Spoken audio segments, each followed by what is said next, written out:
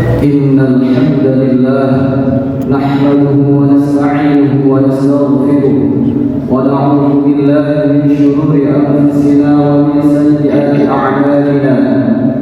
من يهده الله فلا مضل له ومن يضلل فلا هادي له. أشهد أن لا إله إلا الله وحده لا شريك له، وأشهد أن سيدنا ومولانا محمدا عبده ورسوله لا نبي بعده. اللهم صل وسلم وبارك على سيدنا محمد وعلى آله وصحبه ومن تبعهم بإحسان إلى يوم القيامة. أما بعد، أيها الحاضرون، أوصيكم ونفسي بتقوى الله، فقد فاز المتقون. وقال الله تعالى في القرآن العظيم: أعوذ بالله من الشيطان الرجيم. يا أيها الذين آمنوا اتقوا الله حق تقاته ولا تموتن إلا وأنتم مسلمون. وقال أيضا في آية أخرى: يا أيها الذين آمنوا اتقوا الله وكونوا مع الصادقين. صدق الله العظيم. Sidang Jumat Masjid Salahuddin rahimahullah, di kesempatan dan di tempat yang mulia ini, marilah kita terus berupaya untuk meningkatkan kualitas iman dan takwa kita kepada Allah Subhanahu wa Ta'ala, yakni dengan sungguh-sungguh melaksanakan apa yang telah diperintahkan Allah dan menjauhi dengan sungguh-sungguh pula apa yang telah dilarang oleh Allah. Karena hanya dengan takwalah Allah berjanji akan memberikan keselamatan dan kebahagiaan kepada kita. Dengan bertakwa, Allah akan memberikan solusi di setiap problematika kehidupan kita. Dengan takwa, Allah akan membantu dan mempermudah semua urusan kita. Dengan takwa pula Allah berjanji akan memberikan kepada kita rezeki dari arah yang tidak terukur dan tidak disangka-sangka. Sidang Jumat rahimahullah, Al-Quranul Karim yang terdiri dari 114 surah dan 30 juz, 2/3 isinya adalah berisi tentang kisah-kisah umat terdahulu, yang kemudian ini bertujuan untuk dijadikan ibrah atau pelajaran bagi umat kemudian. Ada dua tokoh di Al-Quran yang sangat terkenal. Kedua tokoh ini memiliki karakter dan kepribadian yang berbeda, namun sama-sama oleh Allah diberi anugerah rezeki harta yang sangat berlimpah, yakni Nabi Sulaiman dan Qarun. Yang pertama, Nabi Sulaiman. Selain sebagai seorang nabi dan rasul, Nabi Sulaiman ini adalah seorang raja yang tentunya memiliki harta kekayaan yang sangat berlimpah. Bahkan di dalam Al-Quran disebutkan pasukan Nabi Sulaiman ini bukan hanya dari bangsa manusia saja.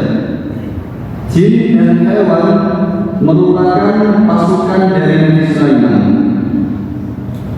Keistimewaan atau mukjizat yang diberikan oleh Allah kepada Nabi Sulaiman juga dapat memahami bahasa binatang. Angin dapat menjadi kendaraan bagi Nabi Sulaiman. Singkat ceritanya, suatu ketika Nabi Sulaiman akan menerima kunjungan dari seorang ratu negeri Sabah yang bernama Balqis, Nabi Sulaiman mengumpulkan seluruh pembesar-pembesar pasukannya. Hal ini dikisahkan oleh Allah termaktub dalam Al-Quran surah An-Naml. Qala ya ayyuhal mala'u ayyukum ya'tini bi'arshiha qabla an ya'tuni muslimin. Nabi Sulaiman berkata kepada pembesar-pembesar pasukannya, wahai pembesar-pembesar pasukanku, siapakah di antara kalian yang sanggup membawakan singgasana Ratu Balqis tersebut di hadapan saya sebelum ratu tersebut dan rombongannya sampai dan menghadap kepada saya. Kemudian dilanjutkan, qala ifritun minal jinni ana atika bihi qabla an taquma min maqami. Pembesar dari pasukan jin yang bernama Jin Ifrit berkata, saya bisa membawakan singgasana tersebut di hadapan Paduka sebelum Paduka beranjak dari depan gedung Paduka. Namun dengan jawaban Jin Ifrit ini Nabi Sulaiman kurang puas. Akhirnya ada seorang hamba Allah ahli kitab yang diberi ilmu hikmah yang bernama Asif bin Barqiyah berkata, qala alladhi 'indahu 'ilmun min al-kitabi an atika bihi qabla an yartadda ilayka tarfuk. Saya sanggup memindahkan singgasana ratu tersebut di hadapan Paduka sebelum mata Paduka berdiri. Falamma ra'ahu mustaqirran indah, ketika singgasana ratu tersebut berada di sisi Nabi Sulaiman berkata, hadza min fadli rabbi, ini adalah karunia dari Tuhanku. Liyabluwani, karunia dari Tuhanku ini bertujuan untuk mengujiku. Asykuru am akfur, apakah aku ini golongan orang yang bersyukur atau bagian dari golongan yang kufur. Sehingga Jumat rahimahumullah, setelah semuanya itu terjadi, Nabi Sulaiman sebagai seorang raja yang memiliki kekuasaan yang sangat luar biasa tersebut, apakah sombong, jumawa? Ternyata tidak. Beliau mengatakan, qala hadza min fadli rabbi. Dia berkata, ini adalah karunia Tuhan. Ini adalah contoh karakter atau kepribadian manusia dan pemimpin yang ideal, yang sangat bijaksana, walaupun dia memiliki kekuasaan yang mungkin tidak terbatas, masih menganggap bahwa dirinya tidak bisa apa-apa. Semua murni karunia Allah Subhanahu wa Ta'ala.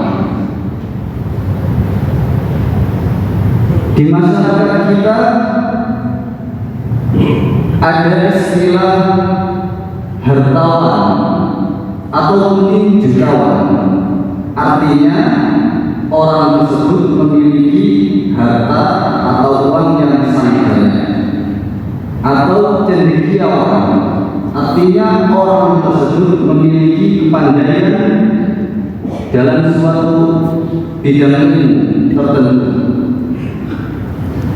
Atau mungkin pejabat yang sudah memiliki jabatan paling strategis di tempat dia bekerja. Tapi hari-hari semuanya itu jangan sampai terbesit di dalam hati atau pikiran kita sebagai manusia bahwa semua itu adalah kehebatan kita. Semua itu adalah karena usaha kita. Kita harus tetap faham dan menganggap itu semua adalah karunia Allah. Karena dengan kita menganggap itu semua adalah karunia dari kehendak Allah, berarti kita termasuk bagian dari orang yang bersyukur. Bukankah Allah juga berfirman, la in syakartum la azidannakum wa la in kafartum inna 'adzabi lasyadid. Sesungguhnya jika kalian bersyukur kepadaku, niscaya aku akan menambah dan menambah nikmat tersebut. Tetapi jika kalian ingkar, maka tunggulah azabku sangat pedih. Sidang Jumat rahimahullah, kisah yang kedua datang dari manusia yang bernama Qarun. Menurut Muhammad Abdul Ghaffar yang menukil dari kitab Qasasul Anbiya karya Ibnu Katsir, menyebutkan bahwa Qarun adalah masih memiliki hubungan famili dengan Nabi Musa. Awalnya Qarun sebelum menjadi seorang konglomerat, dia dikenal sebagai seorang yang ahli ibadah. Dia bahkan mendapatkan julukan Munawwir yang artinya bersinar. Suatu ketika bertemu Nabi Musa, menghadap Nabi Musa, Qarun meminta kepada Nabi Musa supaya untuk didoakan agar dia menjadi seorang yang kaya raya, menjadi konglomerat. Akhirnya karena Nabi Musa mengenal Qarun selama ini adalah seseorang yang ahli ibadah, dia mengabulkan permintaan Qarun. Dan Nabi Musa berdoa kepada Allah supaya Allah memberikan kekayaan kepada Qarun. Dengan berjalannya waktu, akhirnya Qarun menjadi seorang konglomerat.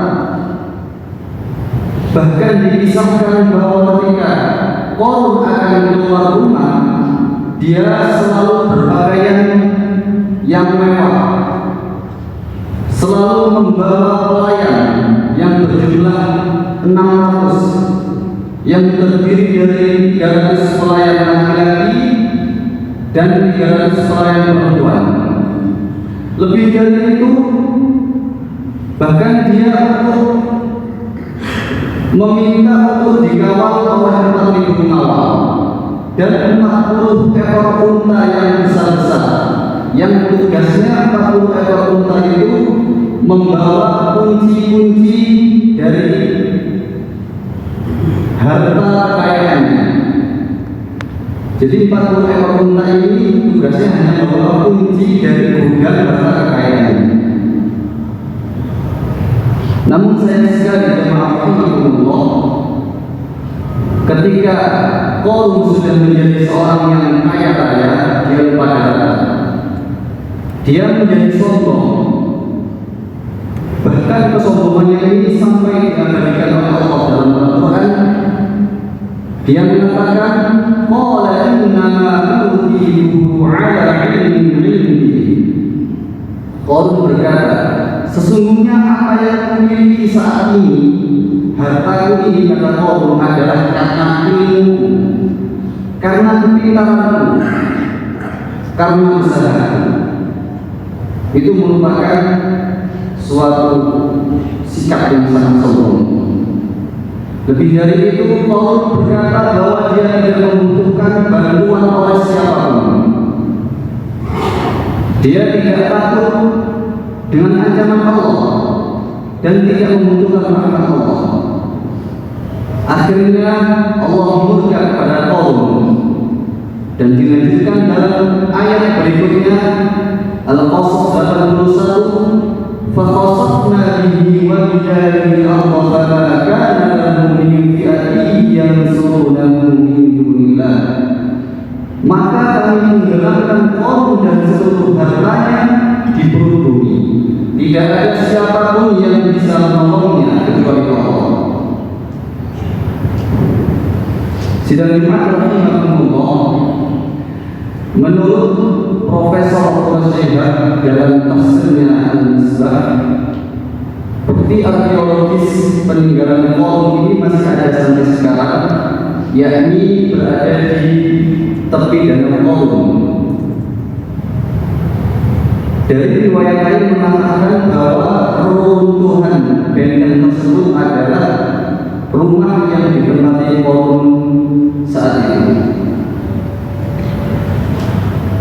Dari kedua tokoh ini, pelajaran apa yang bisa kita ambil? Nabi Sulaiman mengajarkan kepada kita bahwa sehebat apapun manusia, sekaya apapun manusia, seberkuasa apapun manusia, harus tetap paham, tetap sadar bahwa dia adalah makhluk yang harus tunduk kepada Tuhannya. Dan apapun yang kita miliki saat ini sebagai manusia, kita harus sadar bahwa semua itu adalah ujian dari Allah. Senang susah, kaya miskin dan lain sebagainya, itu semua adalah ujian dari Allah, dan kelak akan dimintai pertanggungjawaban dari Allah. Dari kisah Nabi Sulaiman juga kita belajar bahwa sebagaimana kita harus senantiasa bersyukur kepada Allah, dan kita harus sadar bahwa semua apa yang kita miliki saat ini merupakan titipan dan akan kembali kepada Allah Subhanahu wa Ta'ala. Dari Qarun kita belajar tentang bahwa kekayaan tanpa diimbangi dengan iman dan takwa sesungguhnya akan membuat orang itu sombong, akan membuat orang itu lalai untuk bersyukur kepada Tuhannya.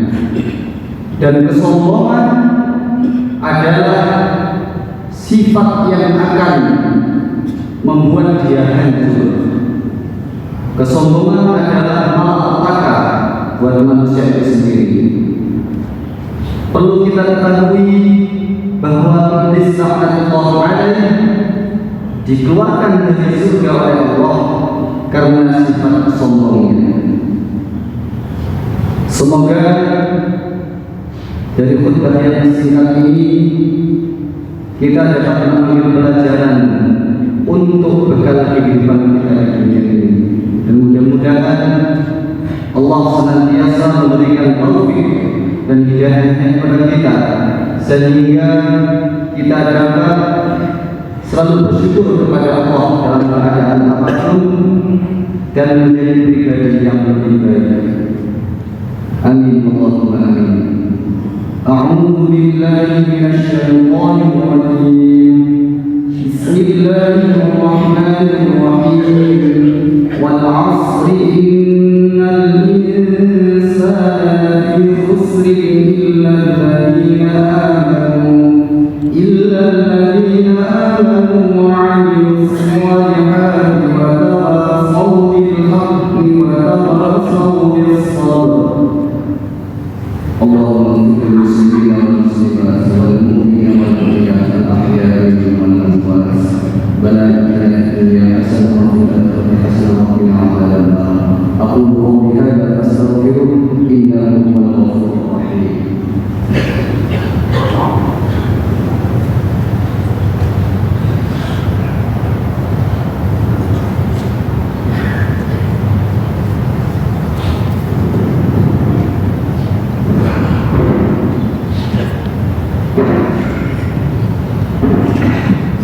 Alhamdulillahilladzi hadana li hadza wa ma kunna linahtadiya lawla an hadana Allah.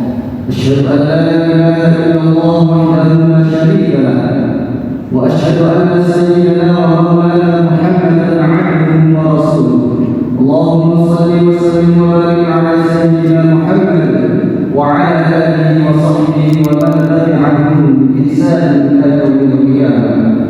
Amma ba'du, ayyuhal hadirun, usikum wa nafsi bitaqwallah, faqad fazal muttaqun. Qala ta'ala fil Qur'anil 'azim, ya ayyuhalladzina amanu taqullaha wa qulu qawlan sadida يصلح لكم أعمالكم ويغفر لكم ذنوبكم ومن يطع الله ورسوله فقد فاز فوزا عظيما. وقال أيضا في آية أخرى: إن الله وملائكته يصلون على النبي يا أيها الذين آمنوا صلوا عليه وسلموا تسليما. اللهم صل على سيدنا محمد وعلى آل سيدنا محمد كما صليت على سيدنا إبراهيم وعلى آل سيدنا إبراهيم، وبارك على سيدنا محمد وعلى آل سيدنا محمد كما باركت على سيدنا إبراهيم وعلى آل إبراهيم في العالمين إنك حميد مجيد. اللهم اغفر للمسلمين والمسلمات والمؤمنين والمؤمنات الأحياء منهم والأموات. اللهم طول عمرنا وصحح أجسادنا ونور قلوبنا وثبت أقدامنا وأحسن أعمالنا ووسع رزقنا. ربنا ظلمنا أنفسنا وإن لم تغفر لنا وترحمنا لنكونن من الخاسرين. ربنا آتنا في الدنيا حسنة وفي الآخرة حسنة وقنا عذاب النار والحمد لله رب العالمين. عباد الله، إن الله يأمر بالعدل والإحسان وإيتاء ذي القربى وينهى عن الفحشاء والمنكر والبغي يعظكم لعلكم تذكرون. اذكروا الله العظيم يذكركم واشكروا على نعمه يزدكم ولذكر الله أكبر.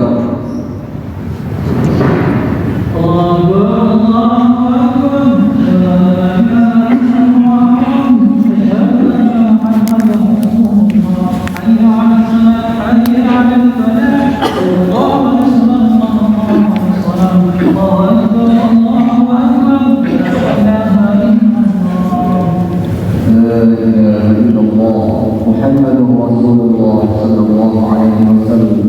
صلوا صفوفكم فإن تكبير الصف من كمال الصلاة.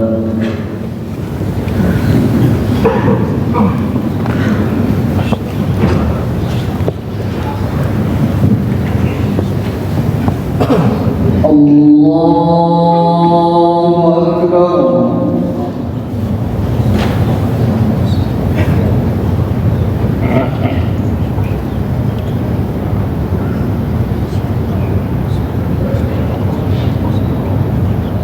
بسم الله الرحمن الرحيم. الحمد لله رب العالمين. الرحمن الرحيم. مالك يوم الدين. إياك نعبد وإياك نستعين. اهدنا الصراط المستقيم صراط الذين أنعمت عليهم غير المغضوب عليهم ولا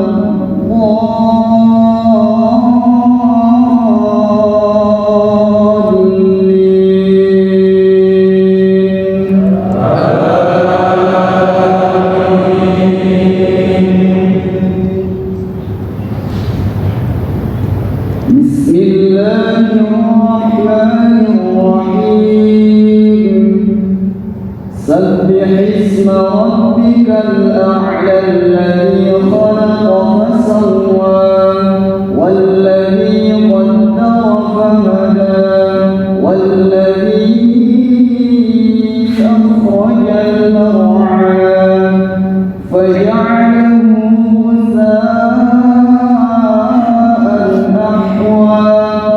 سنقرئك فلا تنسى إلا ما شاء الله إنه يعلم الجهر وما يخفى ونيسرك لليسرى فذكر إن نفعت الذكرى سيذكر من يخشى ويتجنبها الأشقى الذي يصلى النار الكبرى ثم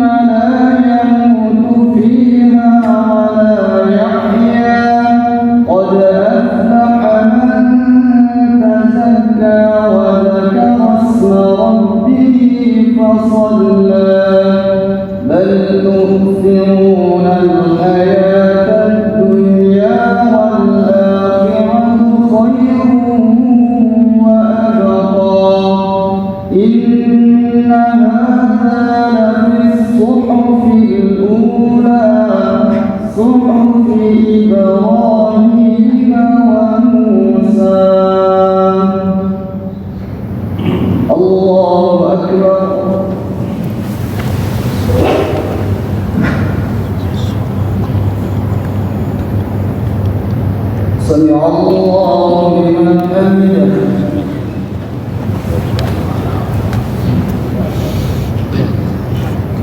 الله أكبر.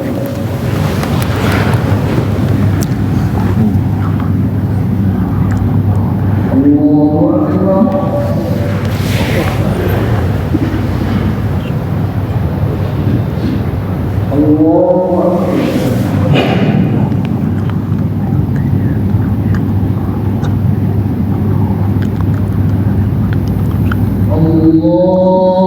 أكبر.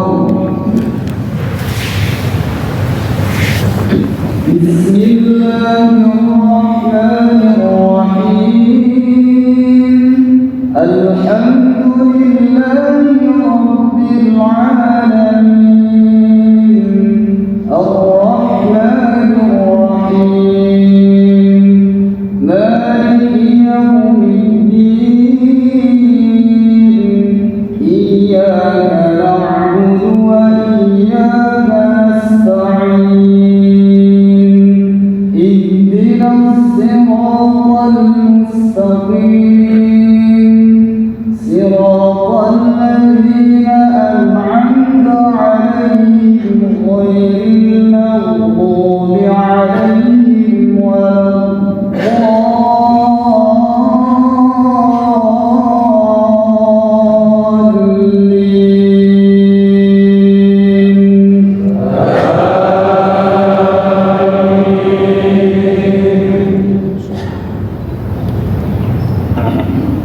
بسم الله الرحمن الرحيم.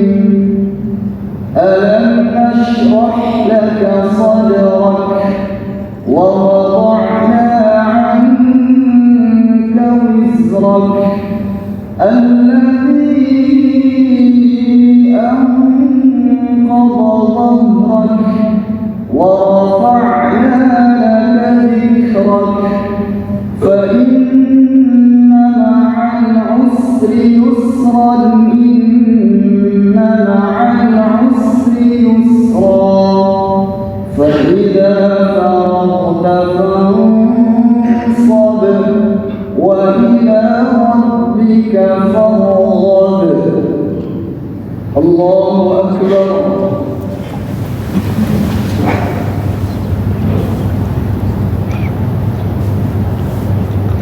سمع الله لمن حمده.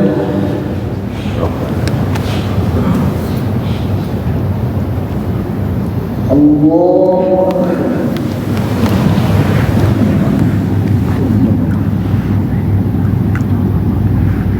الله أكبر.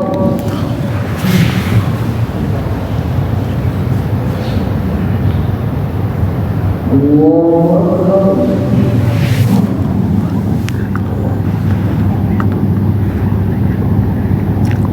الله